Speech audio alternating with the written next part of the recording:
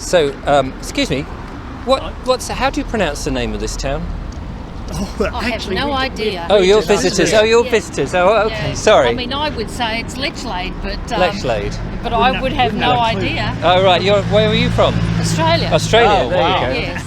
So where are you from? Well, I'm from Britain, so I ought to know, but I'm not from this part of Britain. And my friend here is I'm from America. So All right. Okay. we would say Lechlade. Lechlade. Yes, so would we. Yeah. Well, I'm going to try. It could be Lechlade. Yeah. Who knows? Lechlade on Thames, did it say? I yeah, bet on the Thames. people at the visitor center would Yeah, know how they'll to know. pronounce their town. Yeah, they ought to They're know. probably- Right. Yeah. Brilliant.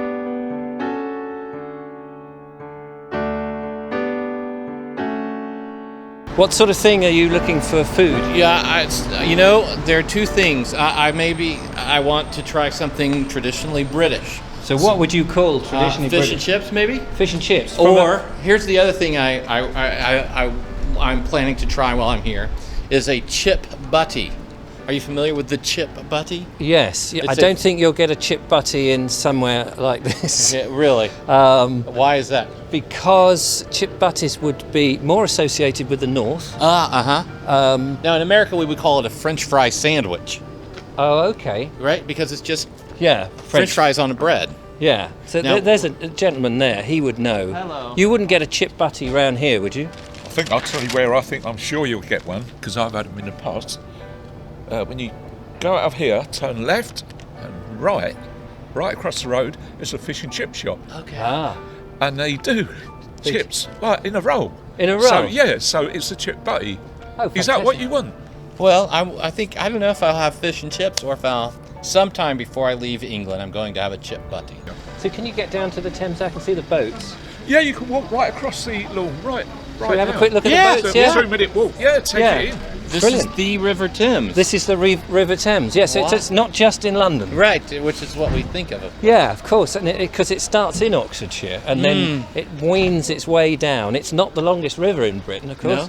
No, just the most famous. It's the yes, exactly. The Severn is the longest one, Uh-huh. which is in Shrewsbury.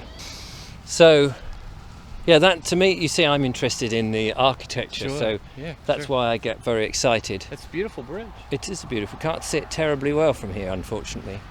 But yeah, you've got the narrow boats on this river, on the Thames, and you've got the pleasure boats. And people are living on those narrow boats. Some people live full time. Some people just have them on the season. I saw a documentary about that once. Yeah. Right. Is that some bald bloke? Yes. Yeah, very good. Apparently, Uh-huh. I'm led to believe. Yes, it's true. So finally, ladies and gentlemen, we have made it to Cirencester, and as you said, So much to look at. yeah, when we came in, you said your first impression was this is a larger Yes, town. obviously much larger than the last couple of towns we've visited. Yeah, And it is very impressive. it is staggeringly impressive. Yes. It is, there are towns you go in which leave you nonplussed. There are towns that you just want to get through as fast as Sure. possible, and then there are places like this in Britain which are just astonishingly beautiful. Right, yes. I don't think it's that church is placed so perfectly in relation to everything else, you know? Yeah. Yes, and I suppose too that those stone buildings are part of what makes for such a setting for so many, television and movies that tend to be set in the Cotswolds because it's such a wonderful backdrop. Yes, most definitely, and it's all so beautifully preserved as well. Right. So, this John Baptist Church at Cirencester, which, let me just come up here so you can see a little bit of this behind me. Stunningly beautiful building. Absolutely. Yeah. And, what I try and articulate is this is just as magical for me coming here than it would be to show you. Sure. Because as I was trying to point out, there are bits of Britain that are not as glorious as this. This is a particularly beautiful part of the world. It is awe-inspiring, and the height of the thing. I mean, the sheer, the splendour. And the arch. Do you remember what year the construction began? 1975. Yeah, it looks very 70s. Yeah. It's a prefab. Maybe 1070, but Yeah. Well, again, it's like all these things. It probably started very, very early with a Saxon church and then just got bigger and bigger. it's not hard to see why people all over the world want to live here, right? Yeah. I mean, And I guess the cost of living here would be pretty high. I'm sure it's extraordinary. I mean, it depends on the work, of course. Right. You've got to have the work Sure.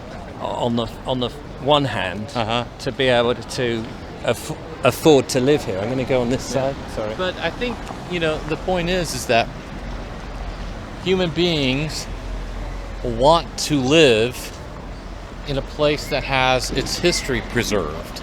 And Right. yet what we, even in America, and given what you said here, what we have is a lot of people selling us places where that's all been obliterated. Yeah. And so obviously the reason places like this are valuable to people is because it is what it is, as opposed to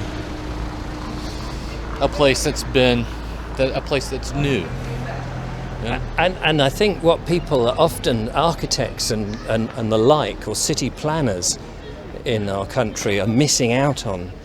It's just that simple thing that people do want to live in beautiful places. Sure. Oh, absolutely. And somehow they don't seem to get that these old established places with this beautiful stone, the beautiful architecture, is actually what brings people to places. Right. And they just make rubbish. They just make this hideous rubbish. Absolutely. Yeah, maybe that will change. I mean, who knows? But obviously people are highly motivated to live in places like this, and it seems like that can't be ignored forever. Exactly. Well, I think I'm going to wrap up today's video because there's been a lot of interesting places on our trip from Heathrow, but we started in Wantage, though we didn't start you until, I can't remember the place we started. No, it was the second place. The second place, but I'm going to wrap up the video now, and thank you very much for watching. If you've enjoyed it, don't forget to subscribe, give me a thumbs up, and keep watching, because I don't know where I'm going to be next.